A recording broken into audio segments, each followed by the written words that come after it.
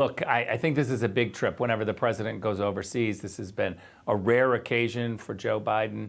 So it's important that as he tilts towards Asia, that he really masters the problems that we're seeing. Obviously, a rise in China. This is a question that is going to haunt him when he's there. If reporters are going to be journalists, they're going to ask about the Hunter Biden laptop. This is a issue that goes to the heart of our relations with China. We know this to be true.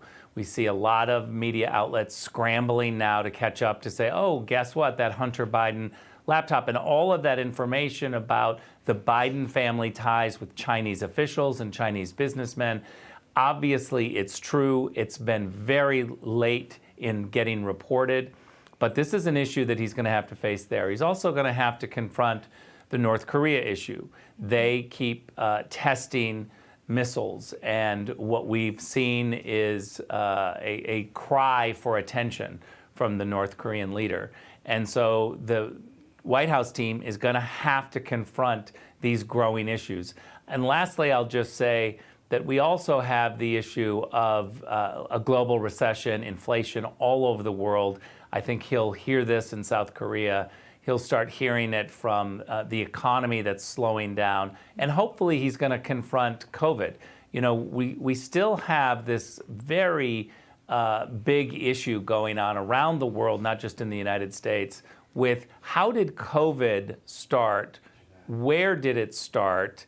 And why aren't the Chinese coming clean on what they did? We know from our intelligence sources, we've known for a long time, that COVID started in Wuhan. The Chinese have never really admitted that. They've tried to blame the U.S. military and others. And this is something that I think Joe Biden should confront when he's in Asia. Yeah, that would be great to get some finalization on COVID.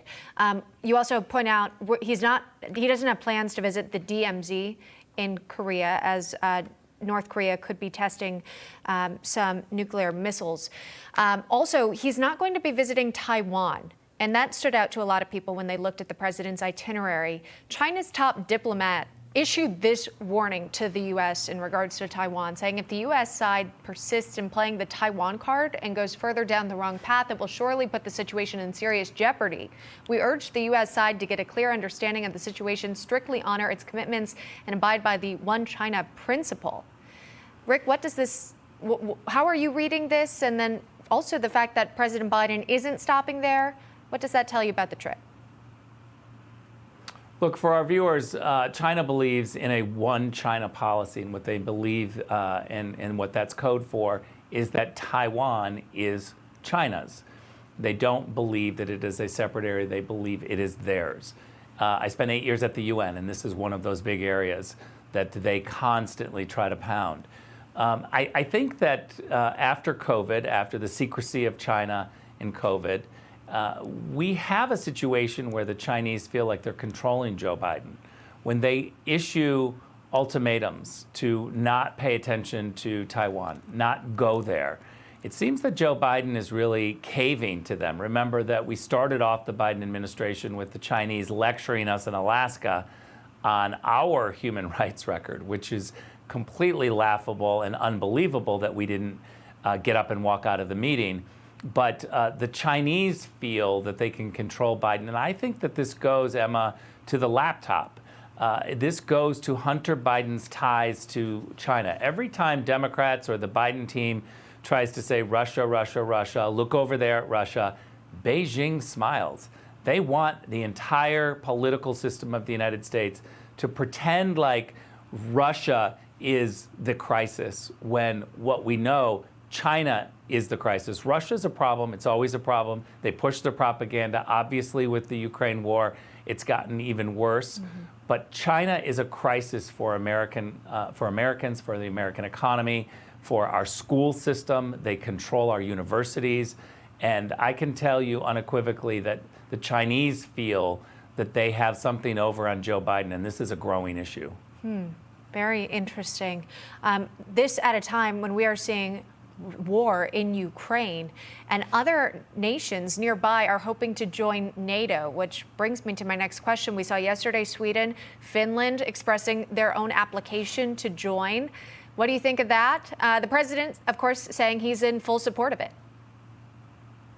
Look, President Biden did not make meeting the Wales pledge of 2% of your GDP spent on military equipment and issues and strategies. President Biden should make the 2% issue a criteria for anyone joining. I take the position that we should not be expanding the NATO umbrella, the security commitments, if we don't have current NATO members paying their 2%. Why are we extending the umbrella when the current members aren't meeting their obligations? I think this is pretty basic. What I didn't hear from Sweden and Finland also is an absolute, we will spend 2% before we become a member. They didn't say that. Biden didn't require it. I think this is a big mistake. $40 billion approved to head over to Ukraine. That's from the U.S. Senate. So the U.S. is contributing to the efforts in Ukraine. Ambassador Ric Grenell joining us this morning. Thank you, sir. We appreciate it. Thanks, Emma. You got it.